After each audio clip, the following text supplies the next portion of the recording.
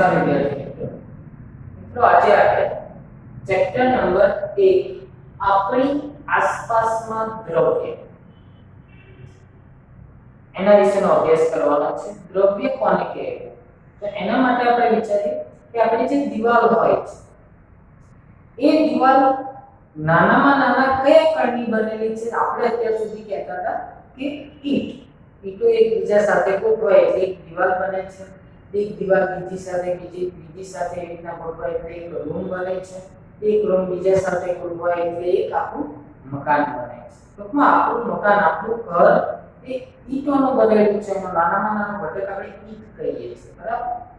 પરંતુ ઈંટ શેની બનેલી છે એના વિશે વિચારવામાં આવે તો ઈંટના તમે કટકા કરો, જેટલા થઈ શકે એટલા કટકા કરો. એક નાનો ટુકડો કરો, એ નાના ટુકડાના પણ નાના નાના ટુકડા કરો.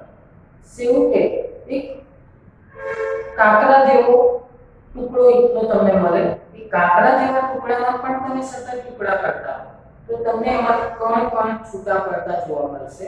એ કણના પણ ટુકડા કરો તો તમને એમાંથી બારીક કણ મળશે, સૂક્ષ્મ કણ. તો ઈંટ એવા સૂક્ષ્મ કણો ભેગા થવાથી એક આખી ઈંટ બનેલી હોય છે. ઘટક કયો છે? ખૂબ જ સૂક્ષ્મ કણ. જે કણ જેને તમે નરી આંખે જોઈ પણ કદાચ શકતા ના હોય એવા સૂક્ષ્મ કણો એકબીજા સાથે જોડાય અને એક આખું દ્રવ્ય ઈંટ બનાવેલી છે. તો દ્રવ્ય એ કોને કહેવું?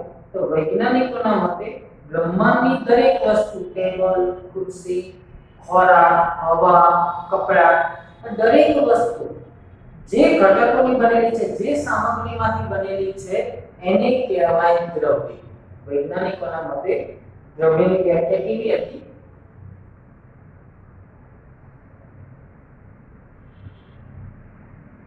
બ્રહ્માંડમાં રહેલી દરેક વસ્તુ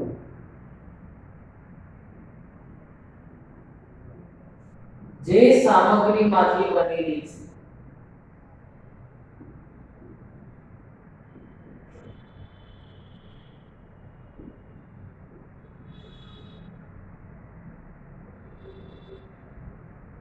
તેને દ્રવ્ય કહે છે.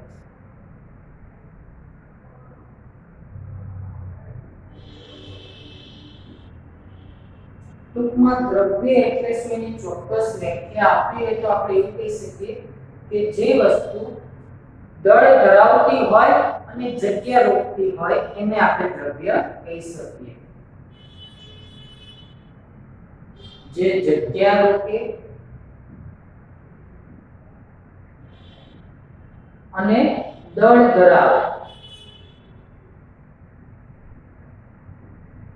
ભલે ખૂબ જ સૂક્ષ્મ દળ ધરાવતી હોય, 1 ગ્રામથી પણ ઓછું દળ હોય પણ દળ ધરાવતી હોય અને જગ્યા રોકતી હોય તો આપણે એને શું કહીશું? દ્રવ્ય કહીશું.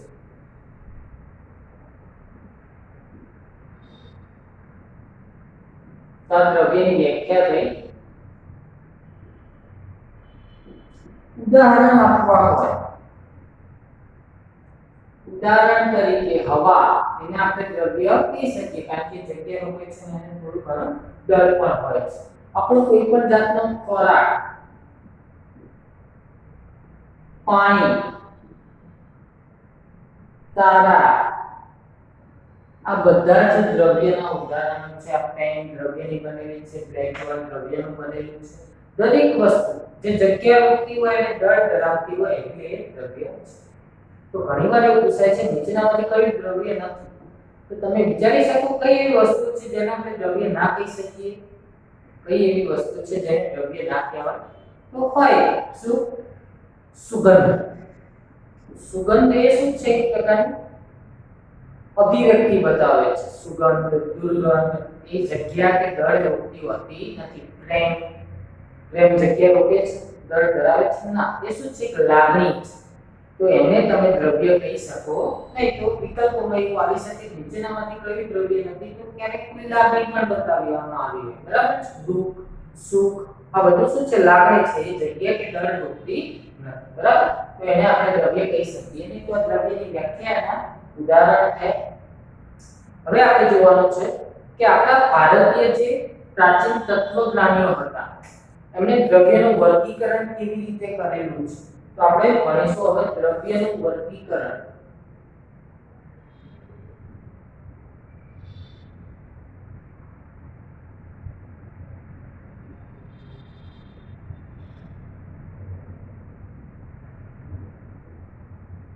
તો ફક્ત ભારતીય તત્વજ્ઞાનીઓ જ નહીં પરંતુ એમની સાથે સાથે ગ્રીક તત્વજ્ઞાનીઓ પણ આ જ મંતવ્ય ધરાવતા હતા. કઈ જોઈએ? ભારતીય તત્વજ્ઞાનીઓ ને સાથે સાથે ગ્રીક તત્વજ્ઞાનીઓ બંને એવું માનતા હતા કે દ્રવ્ય એ 5 તત્વોનું બનેલું છે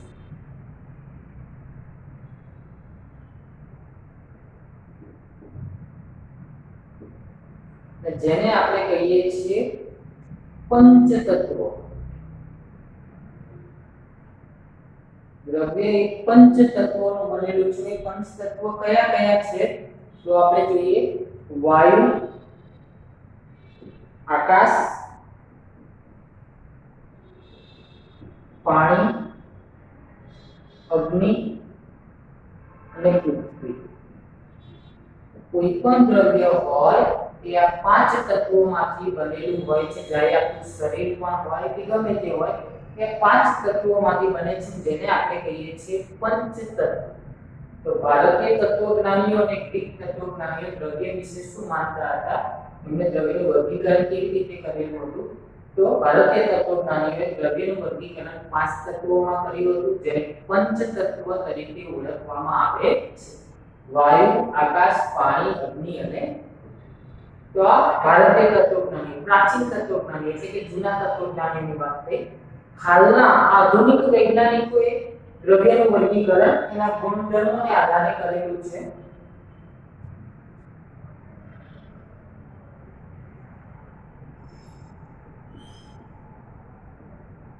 આધુનિક વૈજ્ઞાનિકોએ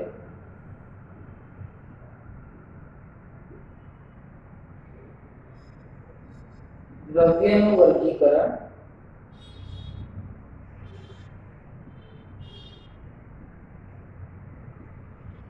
ભૌતિક અને રાસાયણિક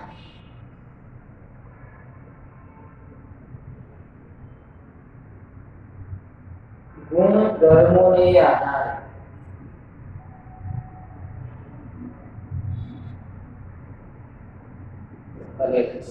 બરાબર.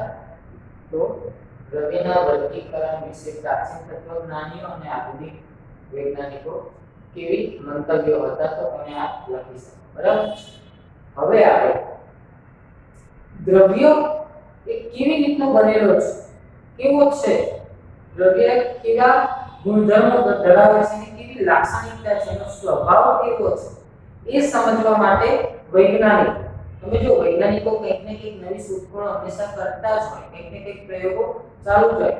તો વૈજ્ઞાનિકોએ કેટલાક એમને પ્રયોગો કરીને એને આધારે એમના મંતવ્ય આપ્યા. તો વૈજ્ઞાનિકોમાં બે અલગ અલગ વિચારધારાઓ જોવા મળે. અમુક વૈજ્ઞાનિકો કંઈક અલગ માનતા હતા અને બીજા વૈજ્ઞાનિકો પણ કંઈક અલગ માનતા હતા. તો દ્રવ્ય અંગે વૈજ્ઞાનિકોની વિચારધારાઓ, દ્રવ્યના સ્વભાવ અંગે વૈજ્ઞાનિકોની વિચારધારાઓ.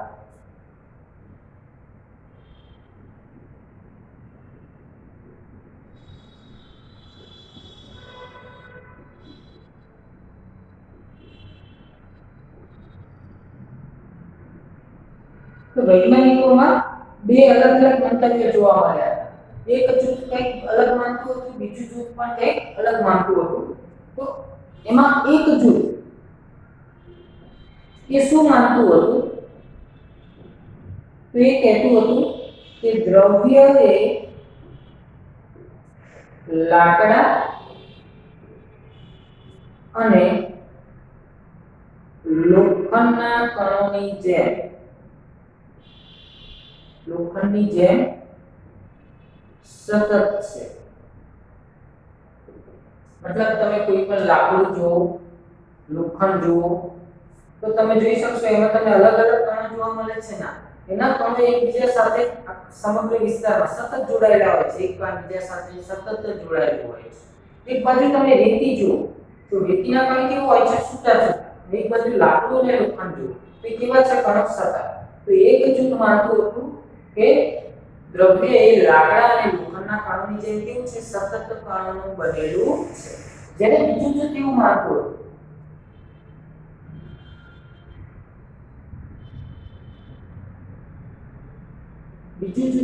હતું કે દ્રવ્ય એ રેતીના કણોની માફક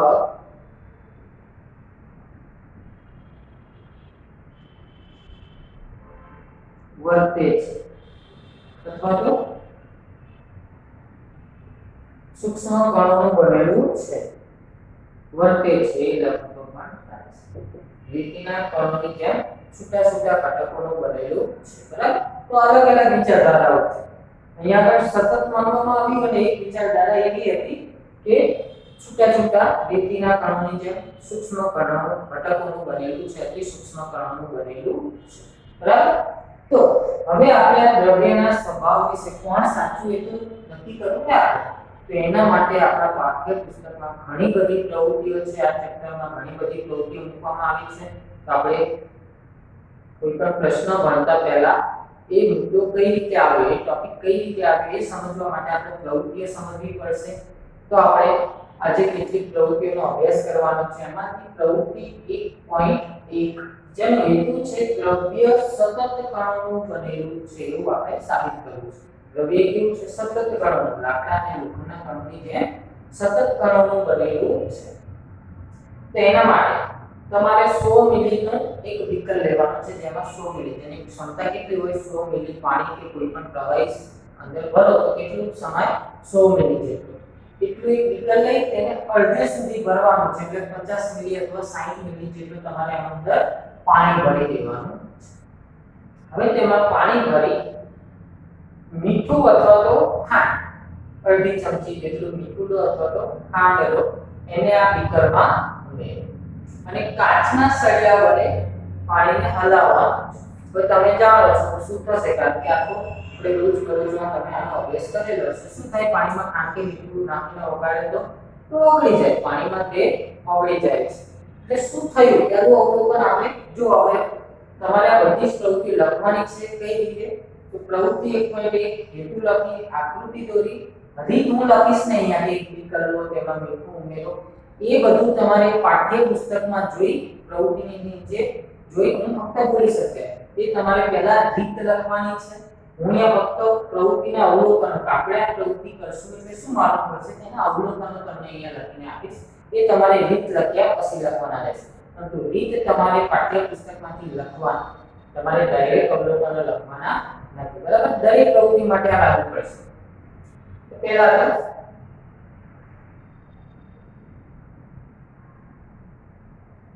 આ પ્રવૃત્તિ કરશો એટલે શું થશે, મીઠું અથવા ખાંડ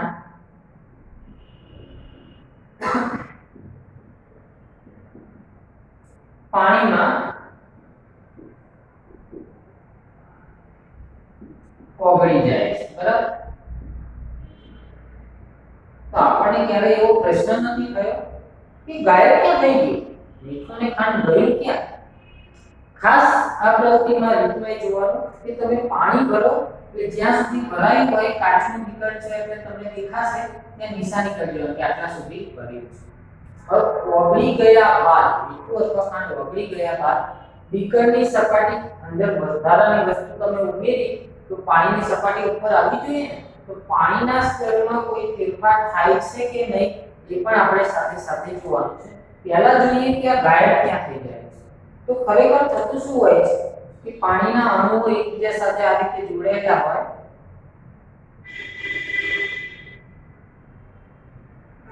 પાણીના અણુઓ એકબીજા સાથે જોડાયેલા હોય, H2O H2O H2O, પાણી એટલે H2O. તો H2O ના કણો એકબીજા સાથે જોડાયેલા હોય ત્યારે આપણે જે વધારાની વસ્તુ અંદર ઓગાળી એ તમે જોઈ શકો કે અણુઓ વચ્ચે કેટલી ખાલી સ્થાનો આવેલા હોય છે. એ ખાલી સ્થાનોમાં એ જતા રહે છે વધારાની વસ્તુ જે વગાડે એ ખાલી સ્થાનોમાં જાય છે મતલબ આ એક દ્રવ્ય હતું પાણી એમાં શું હોય છે વચ્ચે ખાલી સ્થાન અવકાશ એટલે જગ્યા આવેલી હોય છે દ્રવ્ય કણોની વચ્ચે શું આવેલા હોય છે ખાલી સ્થાનો અવકાશ આવેલા હોય છે જેમાં ગાયબ થઈ જાય છે બરાબર તો ક્યાં ગાયબ થઈ ગયું એ અવલોકનમાં આવશે કે મીઠા અથવા ખાંડના કણો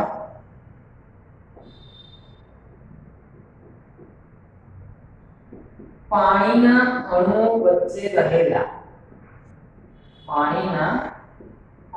વચ્ચે રહેલા ખાલી સ્થાનોમાં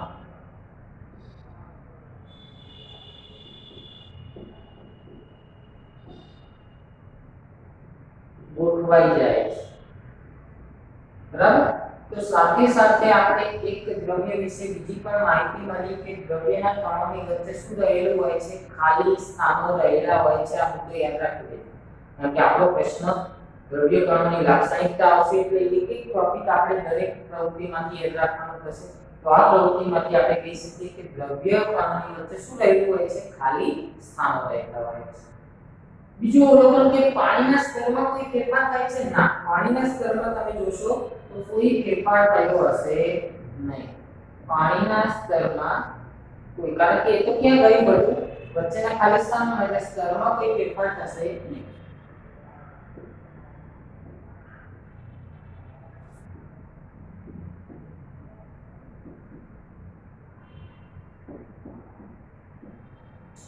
તો આના ઉપરથી આપણે કહી શકીએ કે પાણીના અણુ એકબીજા સાથે કેવા હતા એકની સાથે બીજું બીજાની સાથે ત્રીજું સતત જોડાયેલા હશે વચ્ચે ગેપ હશે ને હા અણુ વચ્ચે ખાલી સ્થાનો જરૂર છે પરંતુ પાણીના અણુ એકબીજા સાથે કેવા છે સતત તો આ પ્રવૃત્તિ પરથી સાબિત થાય છે કે દ્રવ્ય એ સતત કણોનું બનેલું છે બીજું દ્રવ્ય કણોની વચ્ચે શું આવેલું હોય છે ખાલી સ્થાનો એટલે કે અવકાશ આવેલો હોય છે તો આ પ્રવૃત્તિ નંબર 1.1 મેં કીધું ફરીવાર કઈ રીતે લખવું હેતુ લખો આકૃતિ દોરો પાઠ્યપુસ્તકમાંથી રીત લખો પછી અવલોકન નિર્ણય શું છે આપણે જે હેતુ છે એ આપણો નિર્ણય છે જે આપણે સાબિત કરીશું ચલો હવે જોઈએ પ્રવૃત્તિ નંબર 1.2 તો તમારે સૌપ્રથમ 100 મિલીના બીકર લેવાના છે અથવા તો તમે તેમ લો પણ પાણી અંદર કેટલું ભરવાનું 100 મિલી પહેલા બીકરમાં 100 મિલી જેટલું પાણી ભર્યું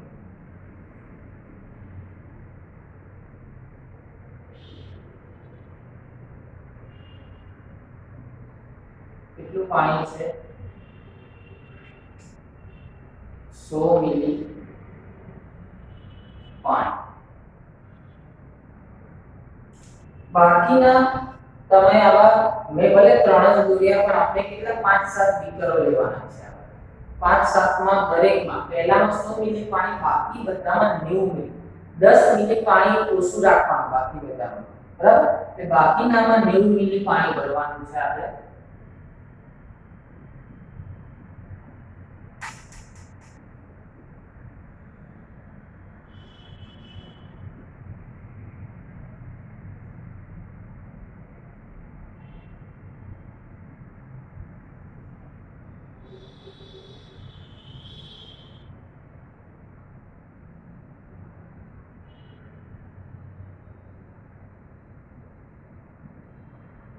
चलो तो અહીંયા આગળ મેં બે લીધા છે પણ આવા 5-7 લીધા અને દરેકમાં આપણે કેટલું પાણી ભર્યું 90 મિલી પાણી બરાબર બંનેમાં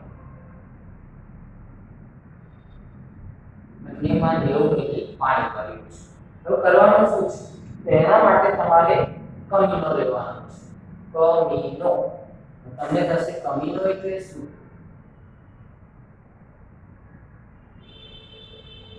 તો આને આપણે કમીનો નહીં કરશું કે છે KMnO4 KMnO4 એટલે પોટેશિયમ પરમેંગેનેટ નું રાસાયણિક નામ છે પોટેશિયમ પરમેંગેનેટ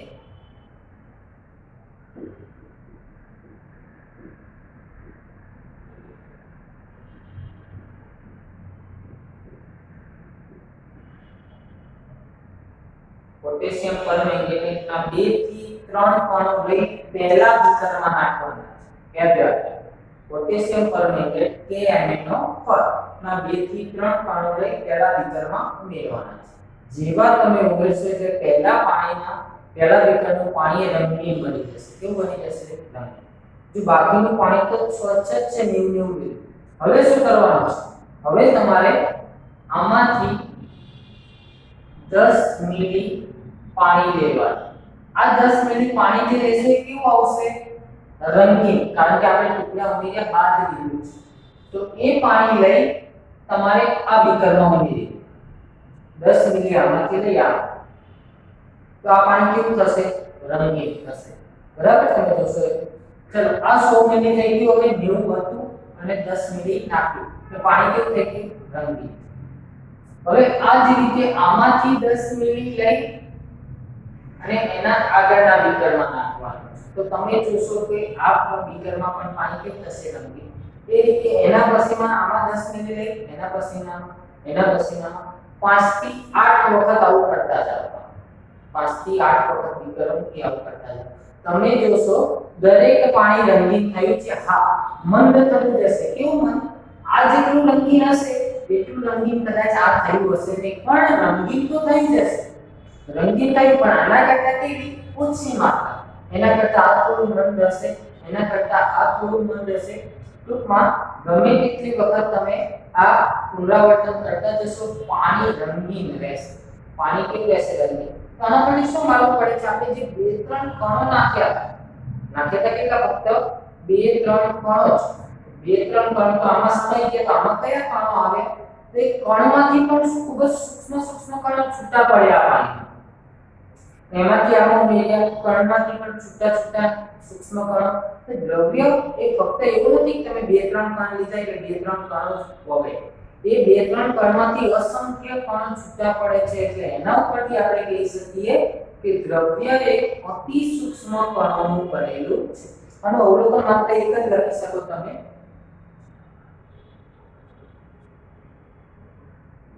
દરેક વખતે પાણીને મંદ કરતા તે કેવું બને છે? રંગીન બને છે. એ રંગીન બને છે. ઓકે? અને પછી નિર્ણયમાં લખી શકો દ્રવ્ય અતિ સૂક્ષ્મ કણોનું બનેલું છે. ચલો પ્રવૃત્તિ નંબર 1.3 માં કોઈ જાગૃતિ નથી. દ્રવ્યના કણો સતત ગતિશીલ હોય છે એવું આપણે સાબિત કરવાનું છે. તો એના માટે એક બુઝાવેલી અગરબત્તી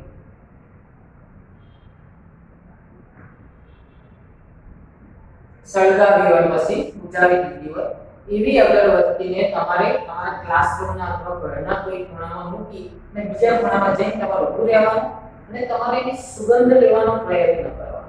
તો બુઝાવેલી છે એટલે તમારે શું કરવું પડશે? કદાચ દૂર સુધી એની સુગંધ નહીં આવતી હોય એટલે તમે થોડા નજીક જતા જશો એમ ધીમે ધીમે તમને અહેસાસ થશે કે હવે સુગંધ આવી રહી છે. ટૂંકમાં તમારે અગરબત્તીની કેવી જવું પડશે? નજીક. હવે એ જ અગરબત્તીને સળગાવીને એ જ ખૂણામાં મૂકો અને દૂર જતા રહો અને પછી સુગંધ લેવાનો પ્રયત્ન કરો તો તમને ખ્યાલ આવશે દૂર સુધી પણ એની સુગંધ આવે. ટૂંકમાં દ્રવ્યના કણો એવા નથી કે અહીંયા હોય તો આ જ વિસ્તારમાં હોય. દ્રવ્યના કણો કેવા છે? ગતિશીલ. એ ગતિ કરતા એક સ્થાનથી બીજા સ્થાને પહોંચી જાય છે. એટલે એના ઉપરથી તમે કહી શકો દ્રવ્યના કણો કેવા છે? ગતિશીલ. બીજું શા માટે આપણે બુઝાવેલી સળગાવેલી બે જોઈ? તો જ્યારે બુઝાવેલી છે ત્યારે એનું તાપમાન કેવું કહી શકો તમે? ઓછું. સળગાવો એટલે તાપમાન શું થાય? વધે. એનું તાપમાન જ્યારે વધ્યું ત્યારે કણો ઝડપથી ગતિ થઈ અને તમારા સુધી પહોંચે એટલે દૂર સુધી સુગંધ આવે. ખ્યાલ આવે છે? હું કહું એમાં બુઝાવેલી છે ત્યારે તાપમાન ઓછું છે તો દૂર સુધી સુગંધ આવતી નથી. સળગાવી એટલે દૂર સુધી સુગંધ આવે. બીજું ઉદાહરણ, માનો કે તમે ઘરના બેડરૂમમાં બેઠેલા છો તમારા એટલે તમારી મમ્મી રસોડામાં દાળ વઘારે છે, દાળ બનાવી રહી છે ગરમ, તો એની સુગંધ તમારા બેડરૂમ સુધી આવતી હશે. પણ એ જ દાળ બનાવી દીધા પછી 2 કલાક સુધી રસોડાના પ્લેટફોર્મ ઉપર મૂકી રાખેલી છે તો તમે જોઈ શકશો કે એની સુગંધ તમારા સુધી આવતી નથી. કેમ? કારણ કે દાળ ઠંડી બની ગઈ હશે. તો આના ઉપરથી આપણે કહી શકીએ કે બુઝાવેલી અગરબત્તી હતી તો બુઝાવેલી અગરબત્તીની સુગંધ લેવા આપણે શું કરવું પડે છે? નજીક જવું પડે છે. જ્યારે સળગાવેલી અગરબત્તી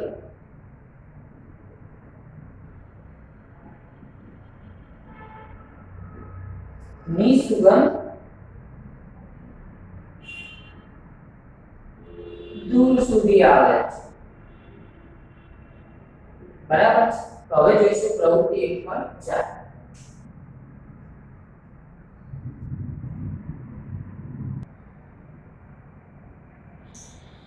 તો મિત્રો પ્રવૃત્તિ 1.4 એનો હેતુ છે જુદી જુદી ઘનતા ધરાવતા પ્રવાહીના પ્રસરણ માટે લાગતો સમય સમાન હોતો નથી. તો અહીંયા આગળ પ્રસરણ એટલે શું? એક પ્રશ્ન થાય એની વ્યાખ્યા પણ તમને આપી દઉં.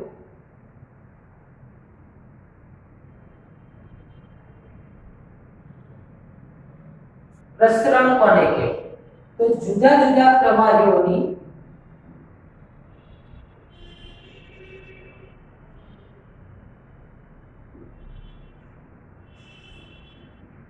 એકબીજામાં આંતરમિશ્ર થવાની ક્રિયા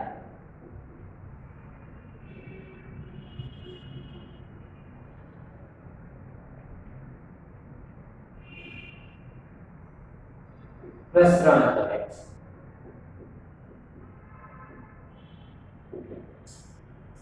એકબીજામાં ભળી જવું, એકબીજામાં ભળી જવું સમગ્ર રીતે એને શું કહેવાય? પ્રસરણ. તો પ્રસરણ એ આપણે જીવ વિજ્ઞાનના ચેપ્ટર ભણીશું એમાં જ કંઈક અલગ જ વ્યાખ્યા હશે.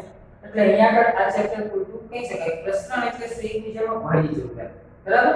તો એકબીજામાં જે ભળે છે, હવે પાણીમાં કંઈક મીઠું ઓગાળીએ, ખાંડ ઓગાળીએ, સહી નાખીએ, મધના ટીપા નાખીએ, તો દરેક વખતે શું એક સરખા સમયમાં બધું ઓગળી જતું હશે? અંદર દ્રાવ્ય થઈ જતું હશે? ફેલાઈ જતું હશે સમગ્ર પાણીમાં?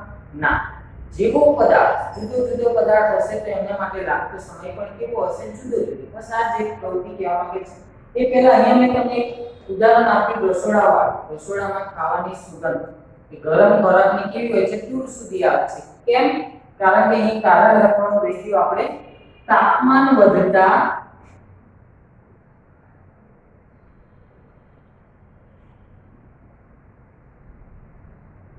દ્રવ્યના કણોની